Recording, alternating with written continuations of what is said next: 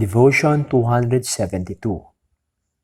Magandang araw po at ang ating pong passage for today is mula sa Aklat ni Juan or John chapter 3 verses 16 to 17. Nang sinasabi dyan ay ganito, sapagkat gayon na lamang ang pag-ibig ng Diyos sa sangkatauhan, kaya't ibinigay niya ang kanyang kaisa-isang anak upang ang sinumang sumampalataya sa kanya ay hindi mapahamak, kundi magkaroon ng buhay na walang hanggan.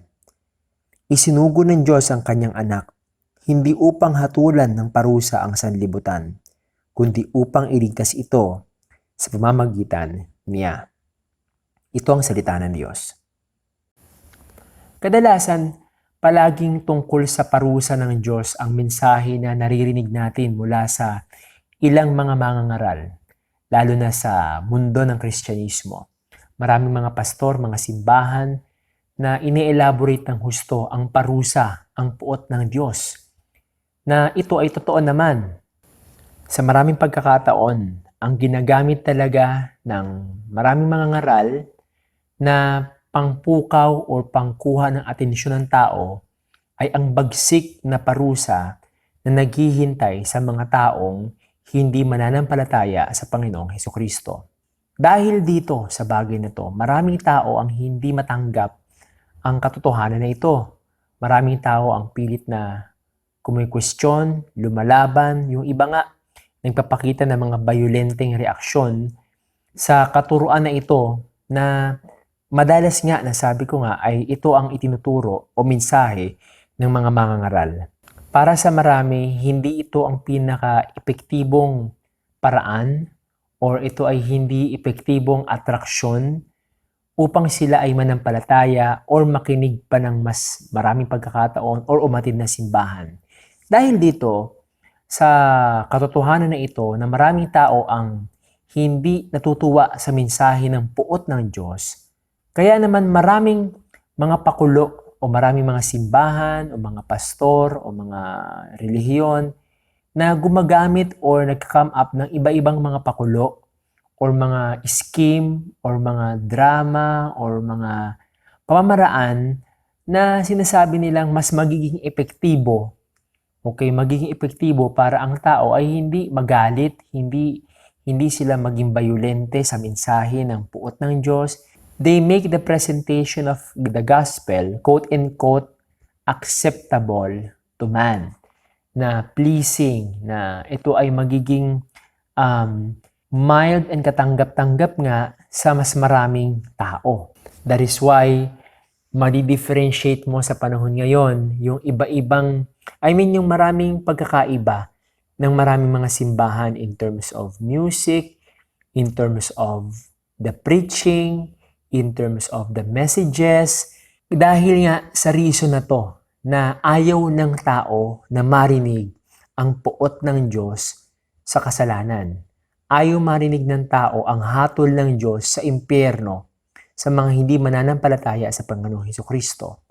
Ayaw nila ito. Ayaw nilang malaman na ang Diyos ngayon ay nanggigigil or puot na parusahan. Of course, number one, si Satanas at yung mga magiging tagasunod nito in terms of paggawa ng kasalanan.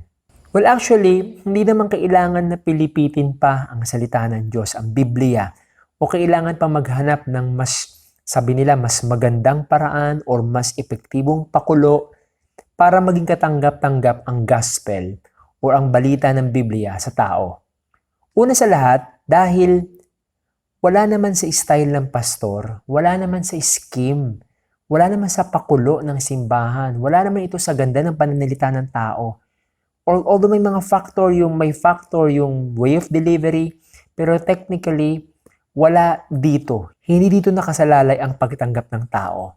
Dahil ang tao ay hindi kailanman tatanggap sa kanyang original na estado, hindi niya kailanman pakikinggan, hindi niya kailanman tatanggapin ang mensahe ng salita ng Diyos, gaano man ito kaganda sa paraan ng pag-deliver, hindi niya ito tatanggapin. Not unless bigyan siya ng puso ng Diyos or bigyan siya ng Diyos ng puso, ng kalinawan upang makita niya ang kahalagahan ng mensaheng ito. Not unless Diyos ang kumilos sa puso ng taong iyon upang tanggapin niya talaga ang sinasabi ng Panginoong Hesukristo. And ikalawa, ang mensahe naman kasi talaga ng pagparito ng Panginoong Hesukristo ay hindi naman talaga tungkol sa paghatol ng Diyos.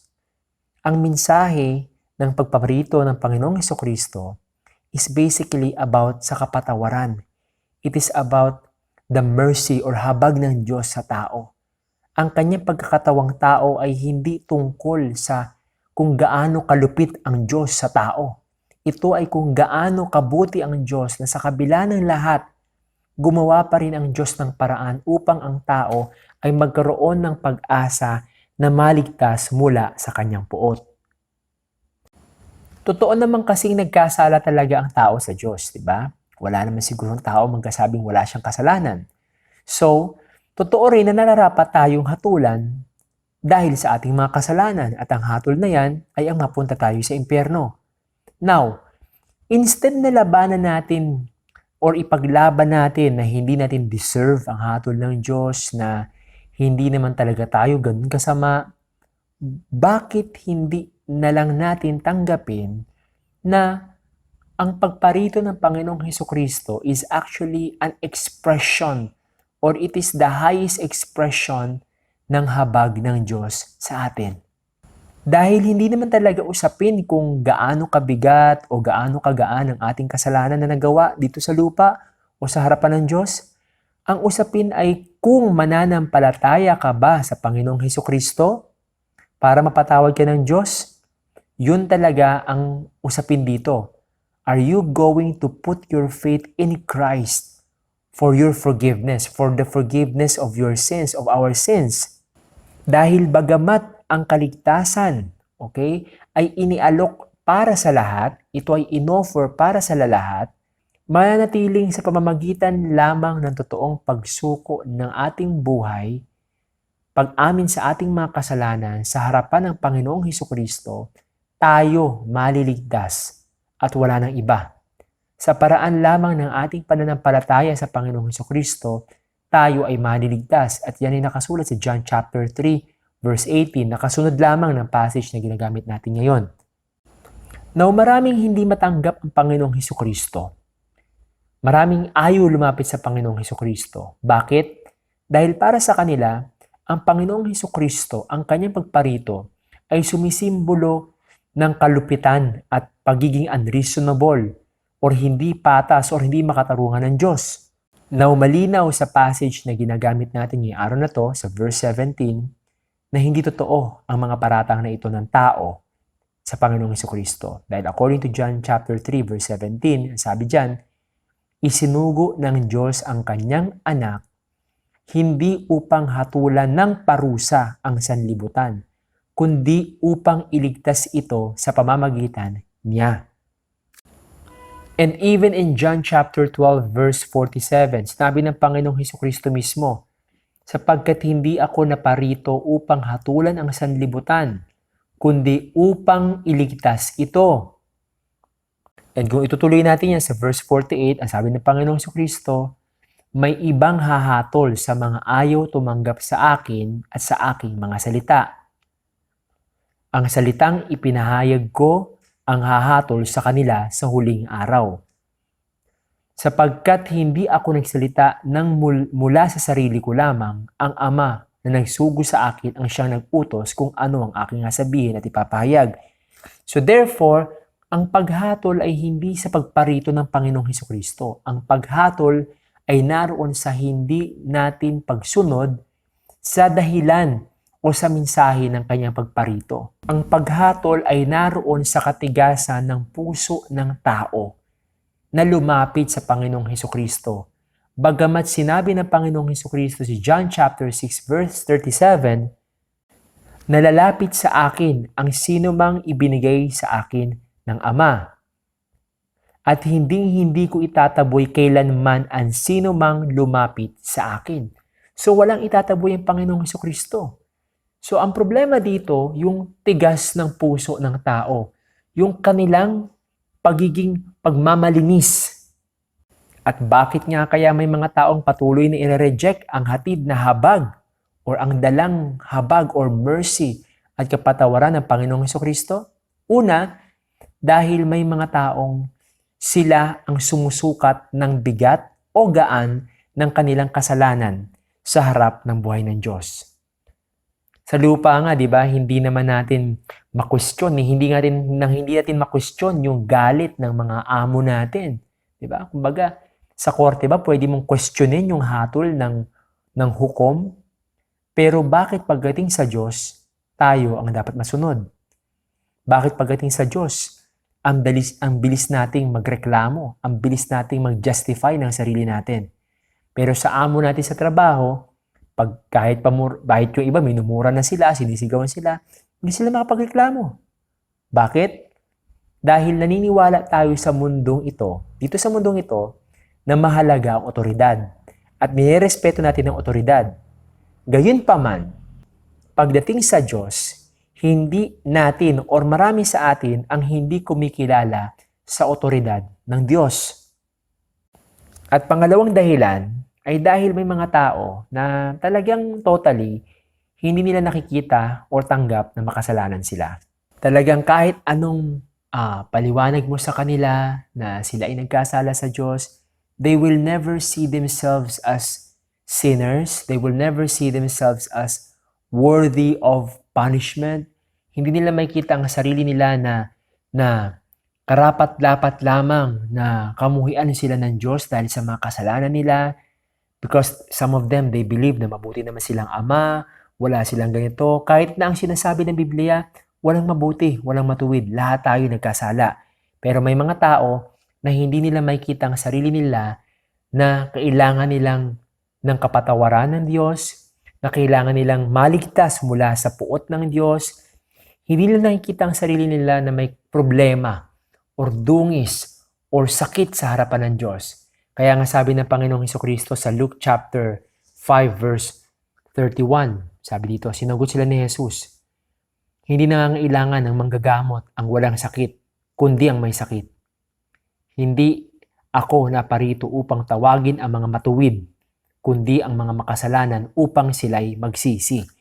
So ang pagparito ng Panginoong Hesukristo ay hindi para doon sa mga taong matutuwid ang tingin nila sa sarili nila. So talagang may mga taong, kaya nga may mga taong hindi tatanggap because they will see themselves as okay, na wala silang problema, na even hatulan sila ng Diyos ay hindi ito makatarungan.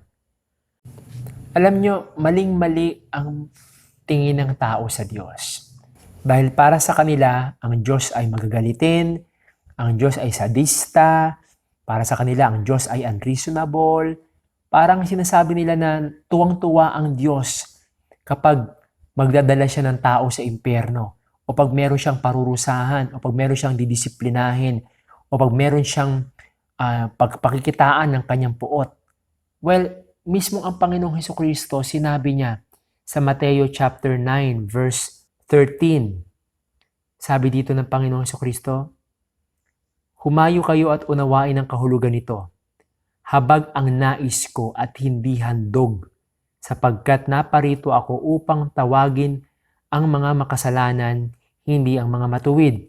Nung minention ng handog dito, it represents justice, it represents punishment. No, hindi ito tumutukoy sa offering na ibibigay mo sa Diyos.